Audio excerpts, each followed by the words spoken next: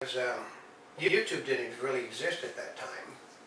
And then YouTube came about, so we just started funding off all our stuff over there. If you look, God, how many people we got working for us now? They're all on camera all over the place. Well, and part of it is, like we mentioned, people like to look at the interviews because they know that we do it, we twist it up a little bit, we have fun with it. And people say, well, why do you use a microphone like that? And what's that flag thing on it? And part of it is I always tell people, I said, if you look at our wind cover that's on our microphone and our recorder, I said, if you see that, do you think it's going to be a normal interview? No. I said, instantly when people see that, they're relaxed. Yeah, we got little fuzzies. We got fur fuzzies that go on our thing that people, somebody stole one of our fur fuzzies and they said, where's the Cookie Monster? So we went and made another, we made another one. We got 6 more getting ready to make. We're not the same as your mom and pop's. If you want your mom and pop's television, then don't kill the networks. If you want things like this, then you have to support us. We have support. We just got straight support, but we have support among people that count. But keep watching and subscribing to us. Because we have the only. And let people know. I think we got 122 videos in 3D up over on newsvideoweb in 3D. That's not counting the videos in 3D that I have over on newsvideoweb 1 and over on the other areas. We've got like 8 or 9 channels. And we're adding more on a daily basis. Yeah, so we just hope that people like, but you know. But we love to have fun, and you know, with the anniversary of Katrina, to us it's a marking point. It's us, yeah. They're just like an anniversary. It's like half a decade as of today. We're really, Actually 5 years. It's been 5 years, huh? Yeah. So now we're going into our 6th year. We're starting our 6th year now. You know, which I have to put the thing up on the website with my explosions going off on my birthday again, because we are now we've been in business. This starts our 6th year in business. But you know what? It's like we sit there and talk about it. I don't think of it, you know, like a birthday. It's like I can't tell you the actual day we started. No, because I don't. Because it happened the it's morning after Katrina. Is when it blossomed. We started changing because it was not a change that we intended. It was a change that happened because of Katrina's events. People, okay, because we've always been, it's just like our 3D thing. Others can, but we do. Others could do what we were doing, but they didn't. And because we were accessible, and you know, they basically paid attention to us. You've seen her evolution in 5 years. You've seen Monty's evolution in 5 years. You've seen me, I'm the same. You know, I was 220 pounds 5 years ago. And when you get to be my age, you don't, you know, actually my hair's gotten blonder. You know, that's the one thing, which is people, it's the one thing that I do get from people, which is funny though. I have my hat off and they'll go, well, it is blonde, isn't it? Yeah, it's blonde, folks. And so I've been here for 8 decades and I have blonde hair. It does happen. And I'm German, you know, on my father's side, Irish and Indian, but you've seen the change take place. We've done a whole thing about change, but this is. And we also will handle some hot topics because we will handle controversial subjects and we try and handle it from both angles. Yeah, well. So you understand. because it's the weird part is, okay, you look at me. I'm blonde haired, fair skinned, you know, blue-green eyes, and basically Nordic. I'm also an American Indian. So I can look at things from minority standpoint. I'm not listed as Nordic, I'm listed as American Indian because my grandmother, my mother, my grandmother, so forth, my mother's side, and my great-grandparents on my father's side, which people I keep telling because they didn't have Asians, so they liked Indians when they come to this country for 200 years. So I've got Indians in my father's side since probably 1600, something like that. You know, but so that's a long time, and so we'll tackle some very hard news and very controversial things. Yeah, we're in the middle right now of backdoor to amnesty, or racism in America is getting ready to go up, and we tell people political. We try to do things. We tell people. Well, actually, it used to be Monty couldn't vote, so basically we had, since Monty couldn't vote, and this is Monty's company. And we said, just like an illegal alien. I said, Monty's a dog and she can't vote. Well, that has now, changed. since they can vote, Monty's legal. She got the paper to show she was born here, so she could probably vote in the next election. But, we try to be, my basic degree is journalism. I have a degree in mass communication. I also have a degree in cinematography, and I'm also a veterinarian, which is funny, but well, because you're killing time. You get, you have an empty spot. You don't want to waste 3 hours and go 10 miles back home. So you sit there and just fill in the classes. So I ended up getting the veterinarian thing, the same as I did with the other stuff. But I come from an era when it was the duty of the journalist to tell the truth. The day they say the duty is to put the story out there and let people decide what the truth is. That's not it. The day of my era, you didn't take sides. You reported it. Like the thing. Reporters now are on the right or the left, and there's nobody in the middle. They don't care anymore. I mean, you see good guys because they're black support Obama no matter what Obama does. If Obama was to rob a bank in broad daylight and kill everybody in the business, yes, some of the black reporters would say that the white people pulled guns on him and forced him to, to leave the bank. He had to take the money to protect the money for the stockholders, and he had to shoot his way out because they were trying to take the stockholders' money from him. The bank loan. But that's how he would do it. You have guys on the right.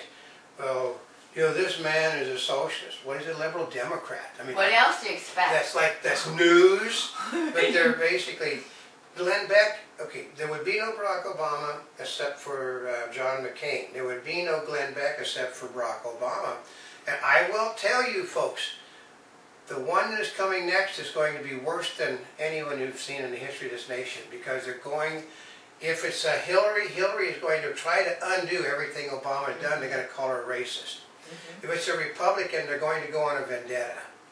I mean, we're talking about a vendetta. And then the man or woman that follows that is going to be worse than them, because they're going to try to undo. They go over and it's going to be, I predicted like it would be 3 presidents before we got a president that's going to actually care about the people in the country. I mean, you can't say that. I mean, Glenn Beck, I didn't mean he was a racist. Well, these people are racist. You can't say they're racist. These people say the N-word. Well, I can say the N-word all I want. These people, we aren't confined because, as everybody knows, minority members cannot be racist. So that's why we can say things.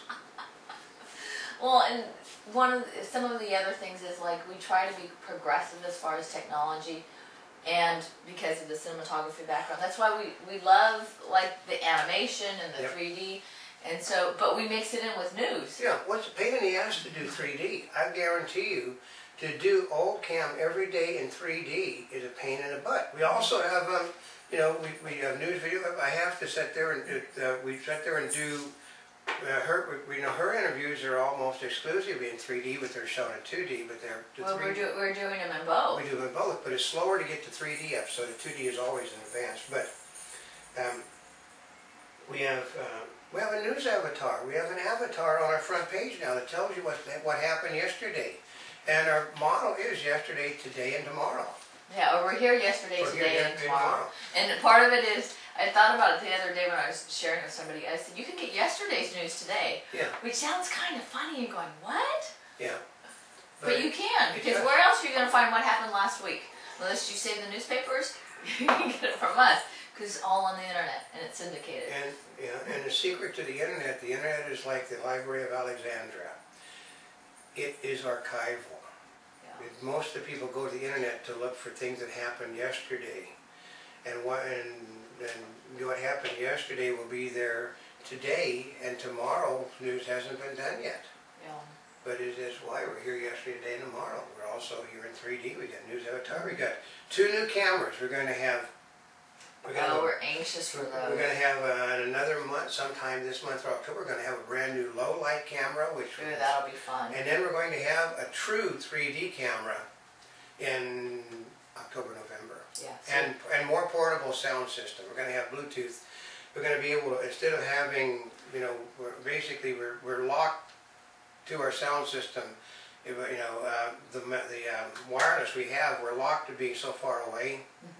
With the Bluetooth, I think we can get like a whole room away and talk to the cameras, because we see them in work. Yeah, so we should have a lot of fun with that. And then going back to the interviews, besides we try and get, have fun and twist up the information a little bit, a lot of times, because we've been working with a lot of these celebrities and they're used to seeing us, and I welcome them into the interviews. Yeah. And so what happens is we'll have the celebrities actually doing interviews, and they'll talk to other celebrities, or they'll join us midway in between. We'll ask them questions. We have celebrity stylists that will join us. But we've had literally people walk into the interview and take the mic from us and start asking questions of people, which isn't done with the regular Which isn't normally done, but because they know how we work and we like to have fun with it, you know. And they're almost always the most god-awful best interviews, because these are people that have questions. They know the person. They've never had a chance to actually meet the person. And like we did one interview, and he said, "I'm actually giving him an award later." Yeah, we just gave him the microphone. We gave him the microphone. He's sitting there, talking about, he's really getting serious about things. And basically, it's just like, "What the hell with you people? I'm doing an interview with this man." And he basically forgets about us, and they're sitting there having the conversation. Well, it's like the interview microphone going back and forth. But, they're talking to one another, and it was a great interview. And we've done it. That's actually one of my favorites. Yeah. And, we've had people that recognize us that basically they'll do things with us they won't do with other people, because they know we treat them very respectful. I mean, we went to one event where an actor, basically, I was sitting there, actually I've been to a couple, and a guy that basically had surgery, massive heart surgery, and looked like hell. And, other people are getting their cameras up. I saw him, I took my camera, put it back on the table, and he basically bypassed all the other people in the dinner and comes over to me and very nicely said, "Thank you for putting the camera away, because I look like hell." Because, part of it is we're respectful, and we like to have fun, and we want them to have fun. Because part of it is it comes out different for you. Yeah, and because we're respectful, we have sat down to eat with so many business executives and big shots of business. People too, just like us. And they're eating, and they're talking business. They know that we're not going to report what they say. We don't report what they say, because we're all sitting around eating at the same time, asking, "Well, what do you think about this?" We only ever did one time did we make a mistake. And I think, when we went to a thing, and a guy said, the president of a company, went to a president's dinner, which there wasn't a lot of people at, because it was done at the same time as something else. They asked you what you thought about it, and you told them. I told him, and then he went ballistic. He said, "I hire you people to tell me that stuff. I don't want to be told by a newsman what you people should have." Those people were gone. We never saw him again. But part of it is they asked you what you thought. And I just told him they made a mistake. They put the cart before the horse. They didn't have anything. They were selling a video player, and didn't have the sets out there. No sets. What good is the video player? And, it should have been a logical thought. We sell the TV sets, then we market the video player. They were marketing a video player before there was anything available to show the stuff on. Yeah. And he got mad. I mean, we're very proud of the fact they did give us 2 nice little beautiful cases to carry. That's how it works. That's the only time we ever did put our foot in it. But when the head of the company is asking you, and you share what's going on, because he couldn't understand, because the product is, we were at the debut of the product. And the product was great. The product was great. We found out at the product from salespeople that what the problem was, it looked better if all the equipment is mashed up, which is what we tell people now. If you got a Pioneer system, you need Pioneer. If you got you got to have that. If you got Sony, you need Sony. It all works better with mashed everything. All the parts have to be together. Because that's the first thing that people short out when they go buy it themselves. Like, well, I already have this piece. I already have this piece, so let's save the expense. Yeah. And then too, like, we're the oddballs in the newsroom, because we will say things in a newsroom that, "God, say that in here because we'll get you in trouble." Yeah, it's a newsroom. But so we basically, because we sit there, we have big ears, and we can sit, if they're not sitting at our table. He does.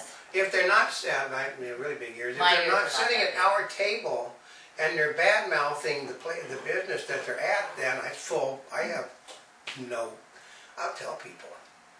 I went to auto events where I've heard people, say, "You can't say that, because if they hear you saying this, they won't allow you in." They said, "Well, we got in trouble with the Academy Awards for telling the truth. A lot of people don't want the truth heard."